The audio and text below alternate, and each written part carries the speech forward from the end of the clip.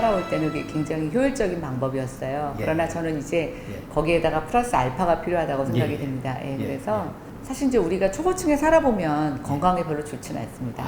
그래요? 네, 그래서 이제 거주형 건물들은 저는 뭐 층수보다는 그냥 높이 정도 규제가 맞을 것 같아요. 지금처럼 건폐율, 용적률, 층수 제한하는 거는 예. 너무 과거 시대의 과거 시대. 규제라고 생각이 돼서 예. 이제는 한번 그런 규제를 좀 바꿔보는 게 더 혁신적이라는 생각이 들고요. 예. 문제는 35층이라는 게 근거가 없어요. 도대체 제가 말씀드린 것처럼 인간의 건강에 네. 치명적이라서 35층인지 예. 아니면 재건축조합의 이익을 여기까지밖에 허용 못하겠다는 35층인지 예. 사실은 구분이 가지를 않아요. 맞습니다. 네, 그래서 좀 그런 것들에 대한 서로 사회적 합의나 이런 걸 이뤄가는 게 예. 필요하다고 해서 이 정부가 먼저 사람이 먼저다라고 한 거 아니에요? 맞습니다. 예. 이제는 저는 충수, 건폐율, 용적률에 대해서 좀 우리가 다시 한번 생각해 볼 필요가 예. 있다는 생각이 들고요. 그다음에 이제 층수를 높이면서 우리가 여러 가지 기술적인 것들을 통해서 예. 저희가 제기하는 문제점들을 보완하는 노력이 필요한데 그러려면 비용을 지불해야 돼요. 맞습니다. 예, 그런데 지금처럼 획일적인 분양가 상한제는 전혀 그런 것들을 발디딜 할 수가 없고 예. 결국은 규제에 맞춰서 예. 저가의 예. 닭장 같은 집들을 그렇죠. 양산하는 결과를 초래할 겁니다. 네. 이 정부가 쏟아낸 23개의 정책이 예.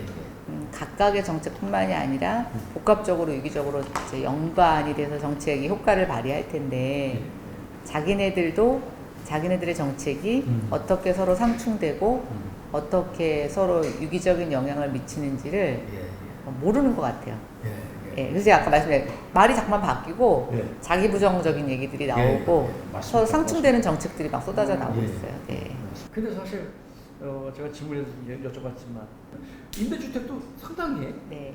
분양하는 그러니까 이제 공공임대주택이 각 예. 국가마다 좀 다른 입장들을 갖고 있어요. 예. 이제 이 농경 문화에 그래서 또 정착 문화에 익숙한 민족들은 주거 보유에 대한 욕구가 좀 상대적으로 크더라고요. 가족들끼리 이렇게 연대해서 사는 가족 문화, 대가족 문화도 있고. 근데 좀 유목민이라든가 이렇게 자주 이동해서 다니는 민족들, 또 척박한 땅에 사는 사람들은 그 주택에 대한 소유 욕구가 별로 없어요. 네, 그래서 제가 좀 느끼는 건 뭐냐면, 뭐 유럽이 이렇대더라, 이런 건 별로 중요한 것 같지 않아요. 그 사람들의 역사적인 배경, 또 물리적인 환경, 이런 것들에 대해서 좀 고민할 필요가 있다는 생각이 들고요. 우리가 과연 집단적으로 공공임대주택을 지금부터 짓는다고 하더라도 지금이 150만 호예요, 공공임대주택이. 문재인 정부 들어서 100만 호 더 짓겠다고 하는데 그래봐야 250만 호입니다. 예. 근데 우리가 남의 집에 사는 가구가 900만 호가 좀 넘어요. 1000만 가구가 좀 안 되거든요. 그럼 200만 호를 지어봐야 공공임대주택이 보편화됐다고 생각을 할까?